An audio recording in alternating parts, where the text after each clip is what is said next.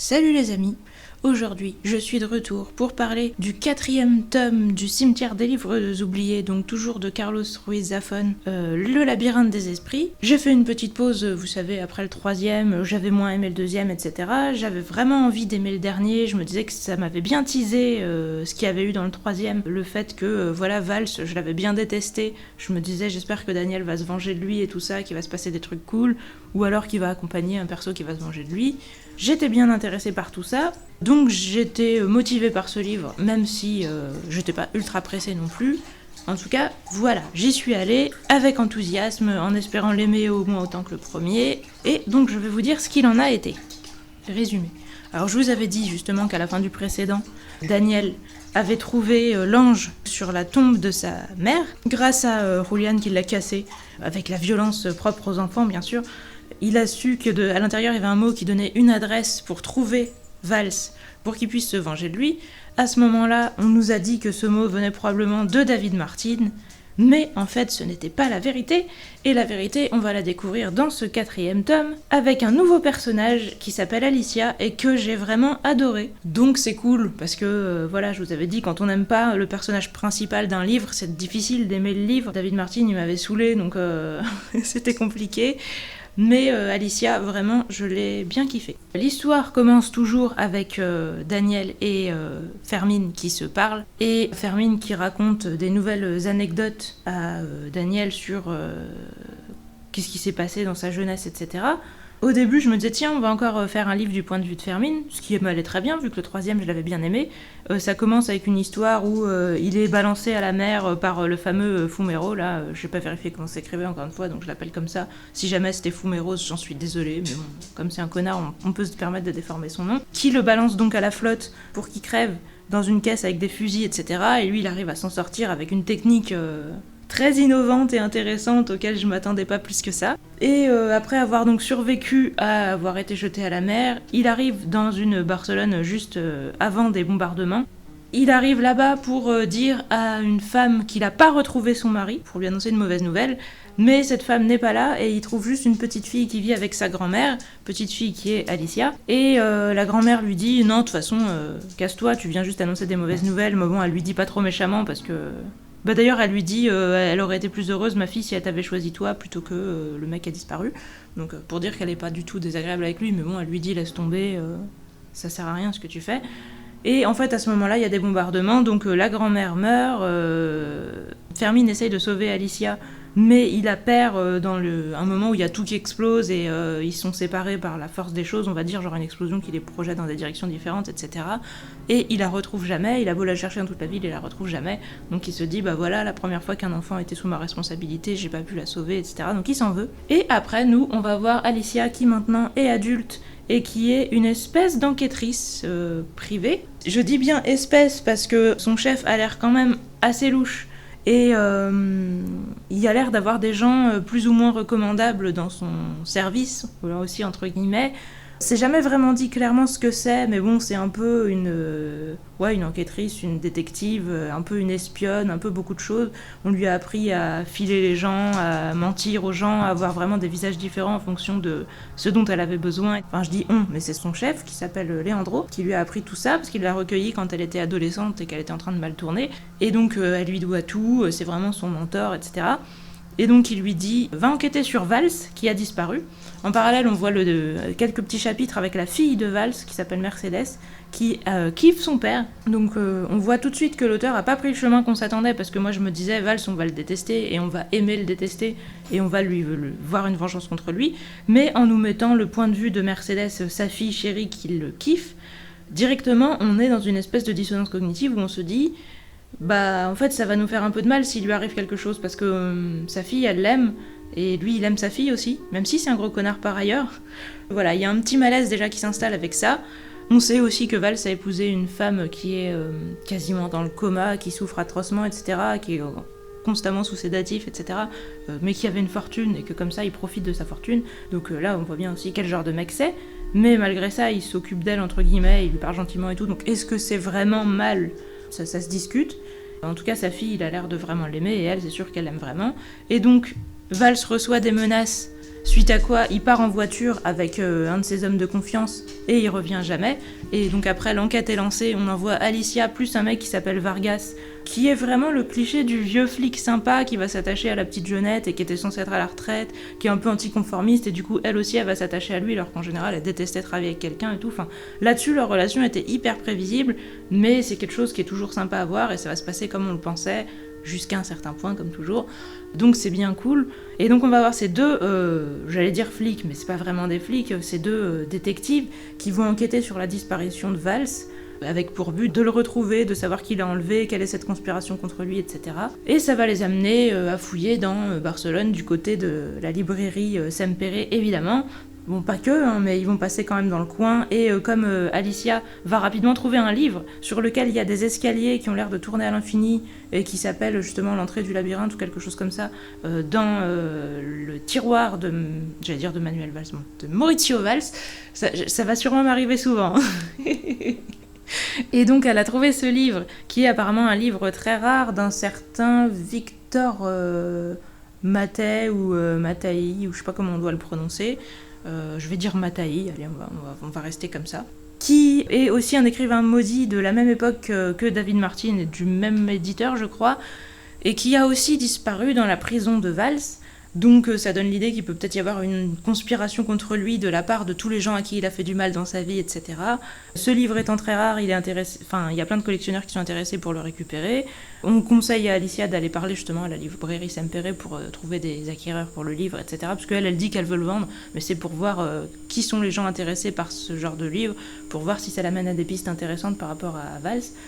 Voilà, je sais pas trop où arrêter mon résumé du début, mais tout ça pour vous dire que Valls a disparu, Alicia est chargée de le retrouver, l'enquête se passe dans la ville où vivent Daniel et Fermine, et évidemment, on se doute que ces gens vont se croiser, plus ou moins pour le meilleur et pour le pire, parce que vous savez que Daniel voulait déjà se venger de Valls, et tout ça, ça va faire plus ou moins bon ménage. Histoire, donc cette fois, on est vraiment sur une enquête. Je vous avais dit, justement, l'auteur a l'air de s'amuser à changer de style.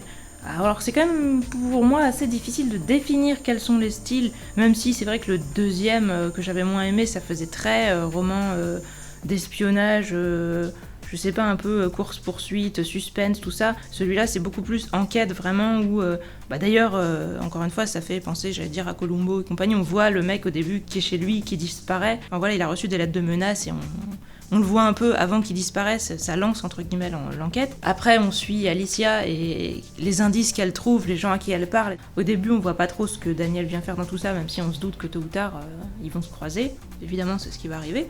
Mais, outre le fait que ce soit une enquête, parce que bon, des enquêtes, il y en a plein, et il y en a des bonnes, il y en a des moins bonnes. Moi, ce qui fait que j'ai vraiment adoré ce livre, je vous l'ai peut-être déjà dit et je vous le redirai certainement, c'est vraiment que le personnage d'Alicia, je l'ai vraiment adoré, parce que c'est un personnage féminin, hyper charismatique, et je trouve que c'est vachement rare, l'air de rien, les femmes charismatiques. Vous avez peut-être trouvé que c'est horrible ce que je dis, mais souvent, quand même, les personnages classe, mystérieux, qui sont un peu dark et où on sait pas trop, on se dit qu'ils vont mal finir, etc., c'est presque toujours des mecs. Et donc, j'aime beaucoup le fait que Alicia, en fait, à la fois, elle a tous ses côtés sombres, etc. En même temps, elle a des côtés très fragiles. Mais de toute façon, même les mecs ont des côtés très fragiles. Et en général, c'est ça qui fait aussi qu'on les trouve cool. C'est parce qu'on aime bien voir leurs failles et tout. Mais du coup, bon, elle en profite du fait d'être une femme, d'être belle et d'être séductrice et tout ça. Donc ça lui donne un petit côté, justement, un peu sorcière, un petit peu démoniaque, un petit peu envoûtante, etc. Tout ce côté personnage très torturé, très mystérieux et tout. Elle est assez intelligente, on sait qu'elle trouve les choses par des voies peu conventionnelles parce qu'elle est beaucoup droguée, parce qu'en fait elle a justement sa blessure qu'elle a eue pendant la guerre quand elle était enfant, qui lui l'a fait atrocement souffrir de manière constante. Du coup elle est obligée de se faire des piqûres ou de prendre des comprimés, on sait pas trop ce que c'est. Moi je me suis dit, je sais pas, c'est peut-être de la morphine ou quoi, parce que bon, on voit clairement qu'elle a une addiction à ça et qu'elle est obligée d'augmenter les doses pour que ça continue à faire effet. Tout le monde lui dit que c'est pas bien quand elle en prend, elle-même elle essaye d'en prendre moins, mais quand elle en prend moins, elle est juste clouée par la douleur à des moments. Leandro a une attitude un peu louche par rapport à ça, parce qu'il a l'air de vouloir la droguer, parce qu'il a l'air de considérer que c'est la drogue entre guillemets qui l'inspire et qui la fait penser de manière non conventionnelle, et elle sait entre guillemets qu'il l'utilise comme ça et ça lui plaît pas. Donc de base on voit déjà qu'il y a un rapport un peu malsain entre eux, et ça aussi c'est quelque chose que j'ai énormément aimé dans ce livre, c'est vraiment les rapports entre les persos, les relations qu'ils ont, Il y a plein de relations qui sont intéressantes et qui mettent extrêmement mal à l'aise, y compris, comme je vous disais, la relation de Mercedes et son père, parce que son père, on a appris à le détester. Le fait que Mercedes adore son père et qu'elle veuille quelque part l'idéaliser, c'est humain, et le fait que lui il aime sa fille et tout, ça nous met forcément un peu mal à l'aise parce qu'on sait qu'on va avoir un peu moins envie de le détester et qu'on n'a pas envie de penser ça, mais en même temps on peut pas se voiler la face sur ce qu'on est en train de lire.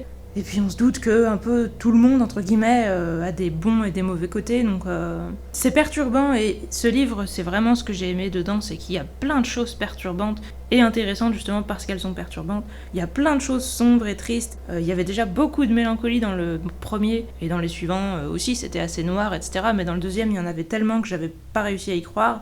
Dans le troisième, il y avait quand même beaucoup plus d'espoir et de positivité, mais bon, c'était un peu une pause le troisième. Et dans celui-là, on retourne vraiment dans un côté très sombre. Toute l'histoire du labyrinthe, ce truc écrit donc par le fameux Mattei. Encore une fois, je m'excuse si je le prononce pas correctement, mais je vérifie pas toujours les orthographes et j'oublie. Pour moi, c'était Mattei, mais je suis à peu près sûre que c'est pas comme ça qu'il faut le prononcer, donc pour moi, je veux dire avec Jaws, quoi. Donc je vais dire Mattei, mais je suis désolée si c'est pas comme ça. Son univers de le labyrinthe et tout, c'était une version sombre de Barcelone, en mode Alice au pays des merveilles, qui bascule, enfin c'était pour sa fille qu'il a écrit ça, qui bascule dans une version sombre de Barcelone, avec des images très dark, etc. Et ça fait vraiment penser à des choses que j'ai entendues sur la chaîne de HAL 236. Je suis pas capable de reciter les noms, mais voilà. Et c'était vraiment stylé. Donc voilà, vraiment un univers sombre à la fois graphiquement et bien sûr dans les thématiques, tout ça.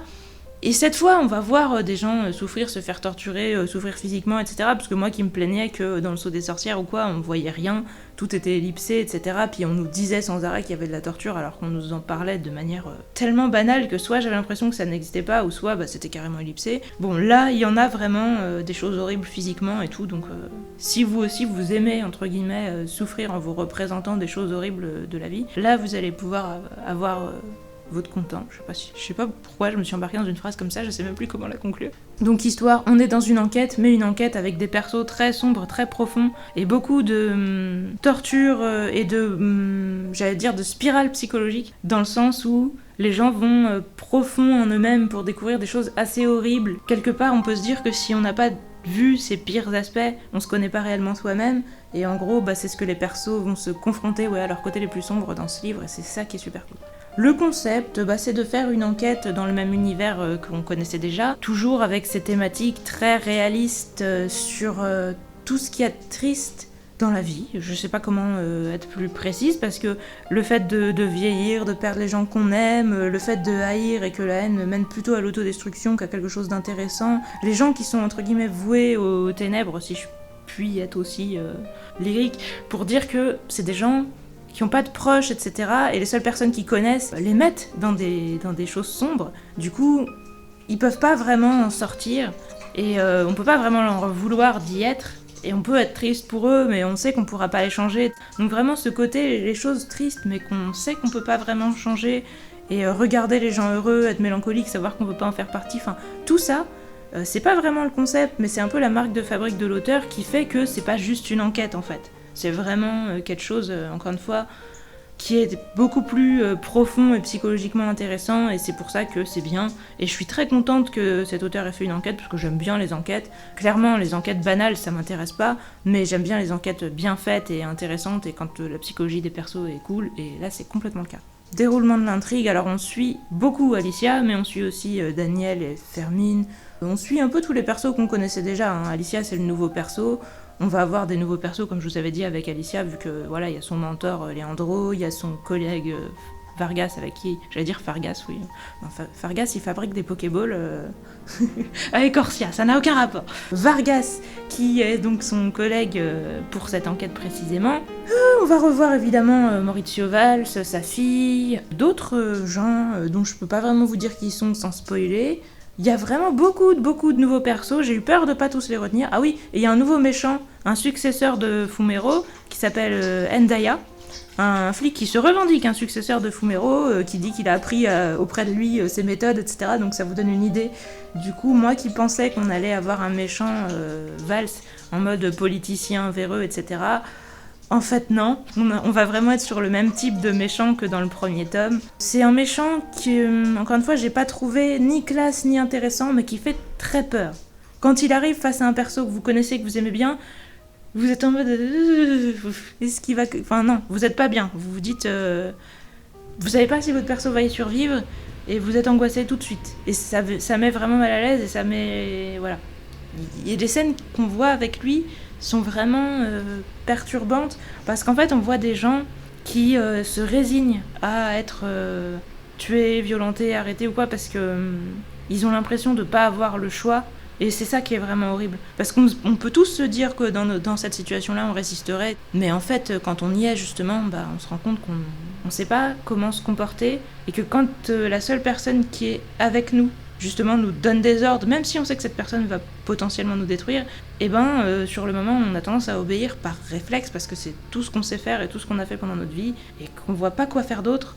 Et l'angoisse fait qu'on voit encore moins quoi faire d'autre. Donc vraiment, c'est des scènes qui sont pas agréables à lire, mais qui sont réalistes et qui sont du coup intéressantes et que ça nous amène à voir les choses d'une manière avec peut-être plus de compassion. Même si du coup c'est aussi plus triste, etc. En tout cas, c'est intéressant, je trouve, d'être conscient que c'est pas facile d'être courageux en fait dans ce genre de situation. Et que les gens qui le sont, c'est souvent parce qu'ils sont plusieurs ou parce qu'ils ont vraiment l'esprit aveuglé par la rage. Mais quand t'es un minimum calme et que tu réfléchis, et quand t'es face à un espèce de grand malade qui peut te buter d'un instant sur l'autre, c'est pas du tout facile de s'opposer à lui et de s'enfuir ou de mentir ou de tout ça. C'est pour ça que ces scènes sont extrêmement horribles et que c'est intéressant. Même si c'est pas du tout le type de méchant que je préfère, parce que c'est pas des méchants que je peux apprécier, vous savez que j'apprécie les méchants en général et j'aime les aimer, mais là du coup j'ai aimé Alicia et ça me va aussi qu'on mette des héros un peu dark et que les méchants soient vraiment détestables, ça me va aussi. Les personnages, donc je vous ai dit, j'adore Alicia parce qu'elle a ce côté un peu démoniaque. Il y a un moment où elle voit Julian et Julian a un kiff sur elle. Et je crois que c'est Béa qui pense que Alicia ressemble un peu à une méchante sorcière dans un conte, etc. Parce qu'elle est très belle, mais avec une beauté justement ténébreuse, où on se dit qu'elle va plutôt nous dévorer ou dévorer notre âme ou quelque chose comme ça. J'aime vraiment le fait d'avoir donné à ce perso cette ambivalence de à la fois la trouver fragile, à la fois savoir qu'elle a des bonnes intentions et qu'elle est plutôt sympa, mais en même temps de sentir qu'elle est capable de tout et qu'elle est passée par des choses vraiment atroces et qu'elle ira vraiment jusqu'au bout sans scrupule pour ses objectifs. Ouais, c'est vraiment le genre de perso que j'aime. Habituellement, c'est des mecs et j'ai trouvé génial que ce soit une fille et j'ai trouvé génial les spécificités que ça lui a donné d'être une fille en fait. Et même la manière dont elle se sert du fait que les mecs souvent la prennent pas au sérieux, ont pitié d'elle. C'est quelque chose, moi, que je supporte pas du tout de faire, mais elle s'en sert tout en restant digne et classe. Et en même temps, sans être spécialement malhonnête, parce que les mecs ont l'air conscients qu'ils se font manipuler et ils ont l'air de l'accepter. Je pense que c'est ça que j'ai trouvé génial avec ce perso, parce que j'aime pas du tout les persos menteurs et manipulateurs. Elle est manipulatrice, mais elle vous dit quasiment, ou elle vous le fait comprendre, je vais vous manipuler, et en général, les gens sont tellement fascinés par elle qu'ils sont en mode « ok ». Donc c'est ça qui est cool en fait. Clairement, ça aura été un des persos que... Je pense que c'est mon perso préféré du livre, mais Vargas était aussi super sympa. Il y a des persos où je peux pas trop vous en parler sans spoiler, mais...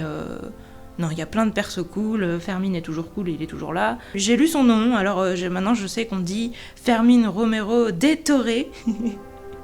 Enfin, de Torres même, il y a un S, je crois. Donc Fermín Romero de Torres. Et je suis désolée de l'avoir mal prononcé, mais j'avais pas regardé l'orthographe avant. Donc désolée Fermine. Parce que bon, c'est un des persos les plus marquants de cette saga, donc ce serait quand même con de l'écorcher trop, même si je fais ce que je peux et je m'excuse.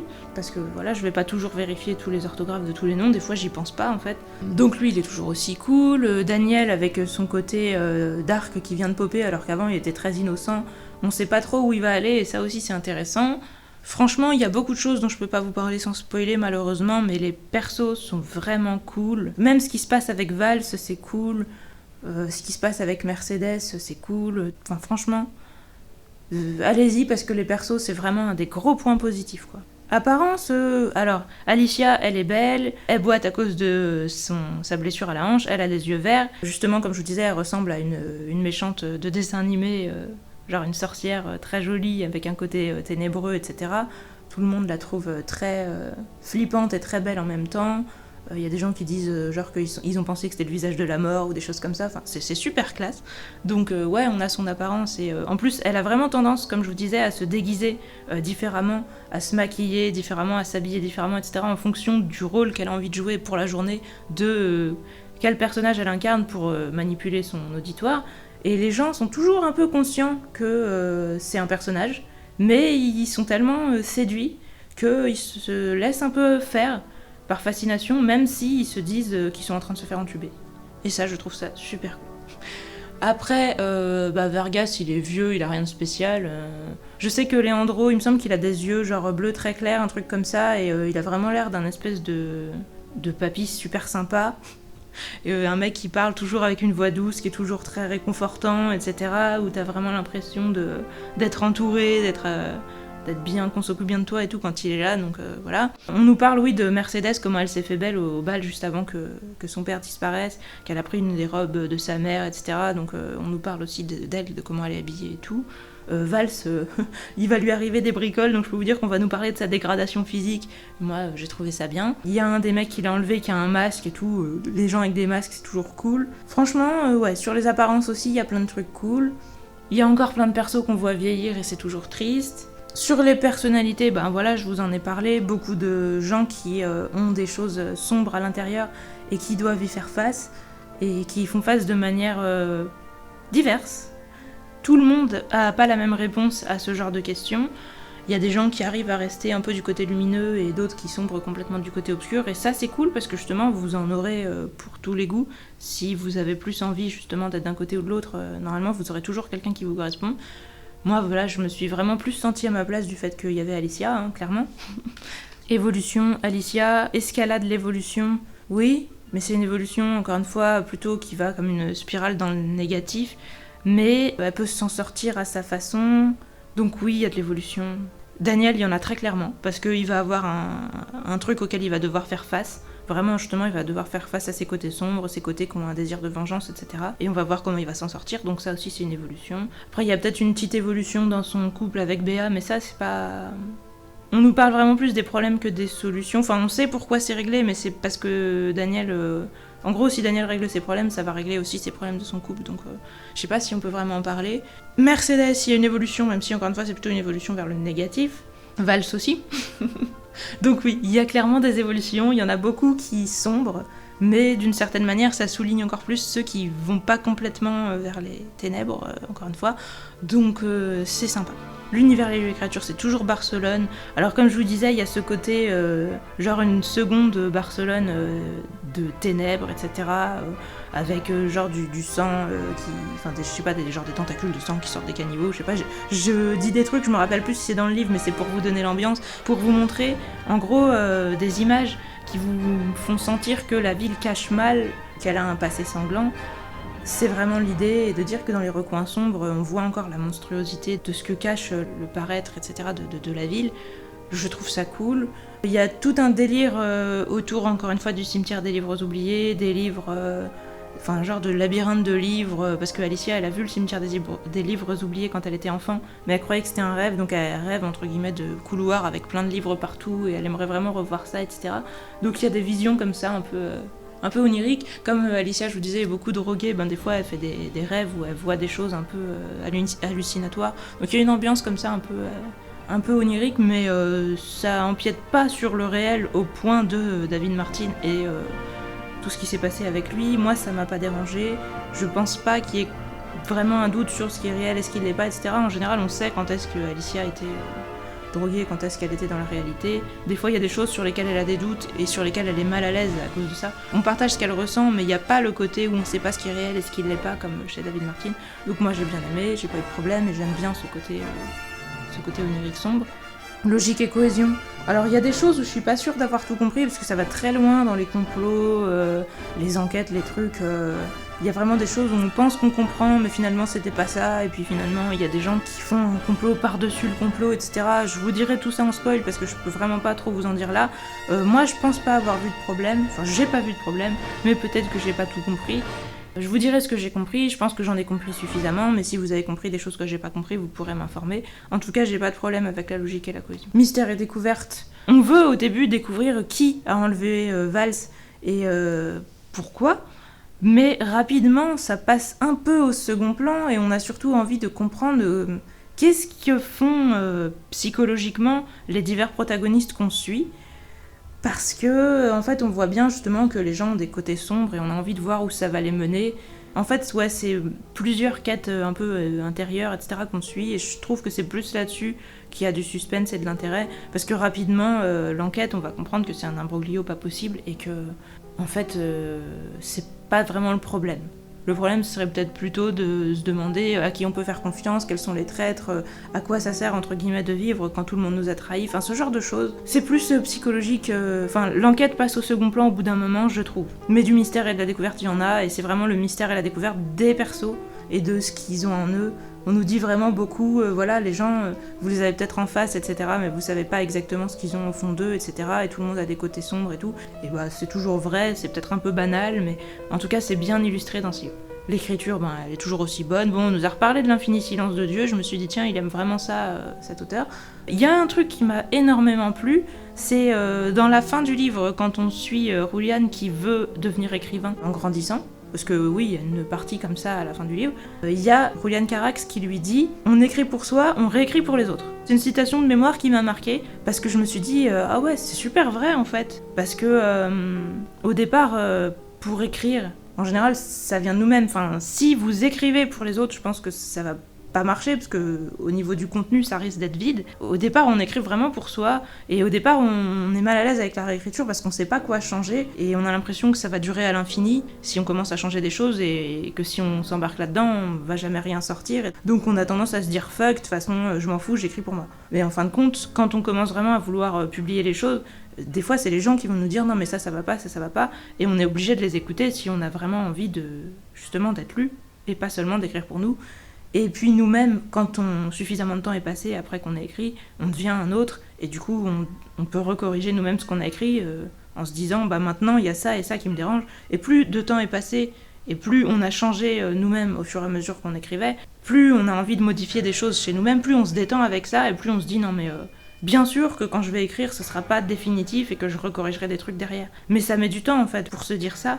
Et au départ ouais, on écrit toujours pour soi, et c'est de là que ça vient quoi. Mais si on s'enorgueillit d'écrire pour soi et d'écrire tout du premier jet et de jamais rien retoucher, quelque part bah, c'est égoïste. L'auteur a raison de souligner ça, parce que ça veut dire justement que bah, qu'on écrit que pour soi, et dans ces cas-là ça sert à rien en fait. Si vous attendez les gens qui se prosterneront devant, il y en aura peut-être, mais pour moi on n'est pas vraiment un écrivain si on fait ça quoi. Parce que justement il y a ces deux parties qui sont deux choses importantes et qui sont quelque part aussi importantes l'une que l'autre, et s'il n'y a pas les deux qui sont perfectionnées toutes les deux, ça va mal se passer d'une manière ou d'une autre quoi. Je sais pas si j'ai été claire, mais en tout cas j'ai trouvé que c'était très intéressant cette phrase. Ça m'a vraiment fait réaliser encore une fois que cet auteur écrivait très bien et qu'il avait vraiment des idées profondes et intéressantes sur pas mal de sujets, et qu'on n'avait pas fini d'en faire le tour. Là on a beaucoup parlé de l'écriture dans ce livre-là, et c'est vraiment un sujet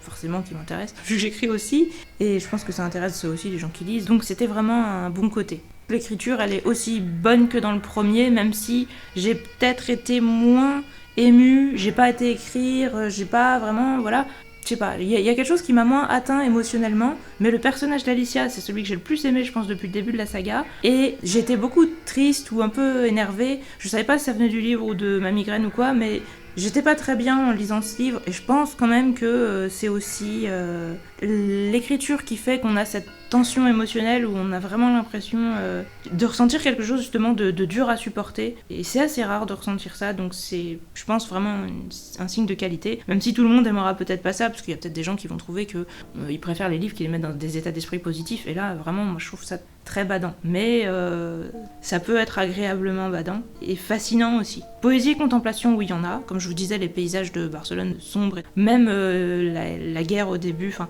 les visions un peu d'Alicia, il y a beaucoup de choses en fait qui sont poétiques, et puis même les états d'esprit des persos, leurs émotions, Comme je vous disais, il y a vraiment un côté tragédie dans le fait qu'il y a des moments où on a l'impression de ne pas pouvoir faire autrement quand on en veut à quelqu'un, parce qu'on sait que si on renonce à notre vengeance ou quoi, on va se considérer comme un lâche et on ne pourra pas vivre avec ça en fait. Donc on est obligé d'y aller, même si on sait qu'on va détruire notre vie. Il y a des choses comme ça, des situations où vous avez le choix entre deux alternatives mauvaises, et même si vous en êtes conscient, vous êtes obligé d'en choisir une.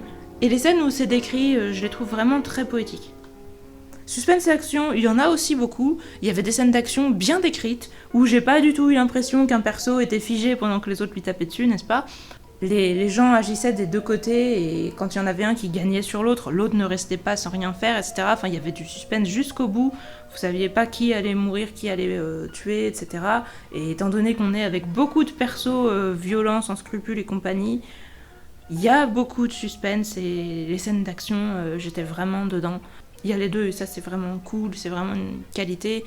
Je trouve que ce livre, il cumule assez bien tout ce qu'il y avait eu avant. Comme je vous ai dit, moi le deuxième, j'avais eu des problèmes parce que je trouvais que c'était invraisemblable. Là, comme il n'y a pas ce défaut, même si ce défaut n'en était peut-être pas vraiment un, puisque c'était peut-être volontaire pour montrer comment un mec schizophrène, probablement parano, perçoit le monde. Le fait est que moi, j'étais pas rentrée dedans, alors que là, oui. Et donc, il y a les côtés poétiques du premier avec l'action qui était bien décrite dans le deuxième. Et donc, c'était super cool. Les dialogues, ils ont toujours été bien et ils le sont toujours. Encore une fois, les persos ont beaucoup d'échanges sarcastiques, moqueurs, mais moqueurs gentils, avec de l'affection, etc. Tout le monde se charrie, tout le monde se chamaille, tout le monde s'envoie des vannes et tout, mais avec beaucoup de complicité et d'affection et de douceur et tout ça. Même Alicia et Vargas se vannent aussi. Bon. Et du coup, quand les gens sont méchants ou vous trahissent ou quoi, ça fait encore plus mal, parce que justement, vous comprenez que ces gens vous comprenaient. En fait, c'est encore pire quand vous dites que ces gens vous aimaient, probablement, parce que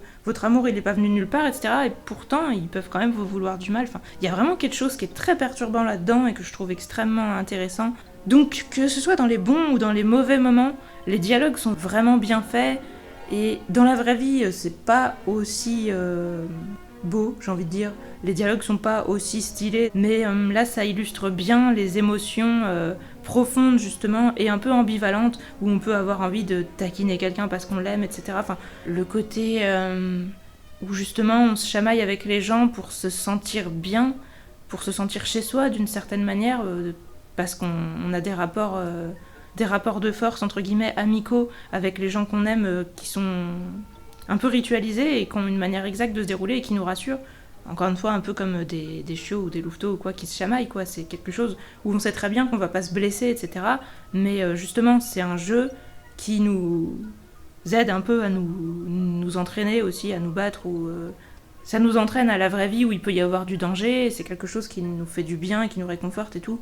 Et là, on le perçoit vraiment énormément, et c'est beau, c'est touchant. Il y a des moments où on peut se sentir un peu seul en se disant qu'on n'est pas dedans ou quoi, mais je pense que j'aime énormément ça. Je vous avais dit avec David Martin au début, j'avais adoré les vannes qu'il s'envoyait avec son chef dans son journal, etc. Et on a vraiment tout le temps ce genre de rapport chez cet auteur. Dans ce livre, c'est pareil. Il y a ça un peu avec tous les persos. Alicia, elle vanne plein de gens, et les gens le comprennent, l'acceptent et lui répondent, etc. sur le même registre. Des fois, elle parle de gens aussi, genre avec Vargas ou quoi, en s'envoyant un peu des vannes et tout. Enfin, ils ont tous leur manière de se charrier amicalement. Alicia, il y a plein de moments où elle essaye de faire la fière et de se débrouiller toute seule, sans que l'auteur n'essaye de nous dire que c'est mal, entre guillemets. Et il y a des moments évidemment où elle y arrive pas, et où d'autres persos l'aident, et où elle s'y résigne, parce qu'elle est pas complètement débile non plus. Même si après elle essaye de se rattraper en ayant l'air encore plus classe et en se débrouillant encore plus toute seule. J'ai vraiment beaucoup aimé tout ça, parce que justement c'est très tragique, on voit que c'est vain, mais on sait qu'on peut pas s'en empêcher, on comprend qu'elle puisse pas s'en empêcher. Je pense que même les gens qui essayent de l'aider et qui sont malheureux de voir qu'elle leur échappe, etc., le comprennent aussi. Le fait qu'on a besoin de compenser, plus on est dépendant physiquement, etc., plus on a besoin d'être indépendant mentalement pour compenser, justement. Il y a beaucoup de choses comme ça qui sont psychologiquement extrêmement intéressantes, extrêmement bien faites, extrêmement tristes, parce qu'on voit les implications qu'elles ont et tout, et en même temps, ouais, très belles, etc. Donc, ouais, grande qualité. Les dialogues, probablement aussi une des plus grandes qualités de cet auteur. Je sais pas si les dialogues sont meilleurs que les personnages, parce que les personnages sont aussi en grande partie construits par les dialogues, mais pas que. Et voilà, les dialogues, en tout cas, c'est sûr qu'ils sont géniaux. crédibilité, réalisme, je vous dis, je pense que dans la vraie vie, ça arrive qu'on ait des rapports comme ça avec des gens, et des gens avec qui on est familier, des gens, en fait déjà il faut être entre gens relativement intellectuels, encore une fois. Là, un peu tout le monde s'envoie des vannes comme ça. Bon, il y a des gens stupides, hein. C'est pas comme dans Dune, c'est pas à ce point-là, mais il y a quand même beaucoup de gens intellectuellement très sophistiqués. On peut se demander si c'est réaliste, mais je pense qu'on peut s'en foutre, parce qu'il y a des moments, on comprend que c'est un moyen de faire comprendre leur rapport émotionnel de manière subtile aussi. Je dirais que c'est pas hyper réaliste sur la manière formelle dont c'est fait, mais ça l'est sur les émotions profondes. Et en fait, si par exemple, vous regardez quelqu'un au microscope, ça va peut-être vous paraître très con ce que je dis, mais ça va vous sembler pas réaliste, parce que dans la vraie vie, vous regardez pas les gens au microscope, mais en même temps, ça vous apprend des informations qui sont réelles sur les gens que vous connaissez dans la vraie vie. Bah là, c'est exactement ça. Les dialogues, ils sont pas réalistes dans la manière dont ils sont faits, mais ce qu'ils sous-entendent, etc., ça c'est complètement réaliste. C'est important de mettre ça en lumière, et c'est une très bonne manière de les mettre en lumière, donc c'est pas grave que ce soit pas réaliste. Originalité côté marquant, je vous dis, le fait que les persos soient extrêmement complices entre eux, je pense que ça a déjà été le cas ailleurs, mais là c'est vraiment une complicité justement qui est basée sur un côté où tout le monde se chamaille amicalement. Ça fait vraiment qu'on a tendance à tenir aux gens, ça donne une atmosphère de sécurité qui rassure et tout. Alors Fermine est un peu le roi de ça, mais c'est pas du tout le seul. Si c'est quelque chose qui vous atteint ou qui vous touche, je pense que oui, c'est marquant. Il y a pas beaucoup d'autres auteurs qui le font autant, aussi bien, et pas de cette manière-là. Comme je vous dis, il y a un talent littéraire qui fait que... Enfin, moi, je me dis que c'est un rapport que je pourrais avoir, en fait, avec quelqu'un, justement... qui parlerait de cette manière. Enfin, moi, je pourrais avoir un rapport comme ça. Si vous aussi, vous êtes un grand lecteur, etc., que vous êtes plus intelligent sur le langage que sur d'autres choses, voilà, vous avez un QI plus élevé sur le langage que sur les maths ou autre chose comme moi, peut-être que vous aussi, vous allez avoir l'impression de vous y retrouver. Dans ces cas-là, je pense que forcément, ça vous atteindra plus et ça vous marquera plus. Si ça vous parle pas et que vous trouvez ça compliqué ou quoi, ben, ça vous marquera peut-être moins. En tout cas, pour moi, c'est vraiment quelque chose d'original et d'intéressant. Si vous devez prendre un perso de version de démonstration pour vous montrer les qualités de cet auteur, prenez vraiment Fermine. Mais Alicia, elle est aussi très bien dans ce domaine, de manière plus subtile et plus sombre. En tout cas, en note globale, je lui ai remis 8, comme le premier. Je sais que Alcyon m'a dit qu'il avait préféré le premier à tous les autres, même s'il leur avait tous mis la même note, je crois. Ben moi, du coup, ça aura pas été mon cas. Je suis descendue au milieu et je suis remontée à la fin, mais je suis très contente d'être remontée. Je suis très contente d'être allée jusqu'au bout. Le perso d'Alicia m'a tellement plu que je me suis dit oui, moi aussi, j'ai pas assez de filles charismatiques, il faudrait que je mette plus de filles en avant, etc. Donc c'est super cool. Je suis contente. J'ai passé un très bon moment, même si ça m'a fait souffrir d'une certaine manière. Ben ça m'a plu, dans le côté sombre et tout. Et je pense que je relirai des livres de cet auteur et voilà, je suis très contente d'avoir fait ce voyage jusqu'au bout. La fin, encore une fois, m'a pas complètement, je vous la spoil pas, hein, mais je vous dis juste ce que j'en pense, m'a pas complètement apporté l'épanouissement, parce que c'est un peu la même chose que le premier, et c'est quelque chose que je trouve qui est facile, qui arrive tout le temps, et qui est un peu trop banal, mais encore une fois, c'est fait d'une manière assez mélancolique. Et peut-être que le fait que ça me fasse bader, c'est pas juste propre à moi et que l'auteur a l'air entre guillemets conscient du côté justement mélancolique de tout ça. Je me suis posé la question, donc c'est peut-être mieux que ce que je pensais. Je vous laisse aussi juge. En tout cas, du coup, j'ai adoré. Je remercie encore Alcyon de m'avoir présenté cette saga.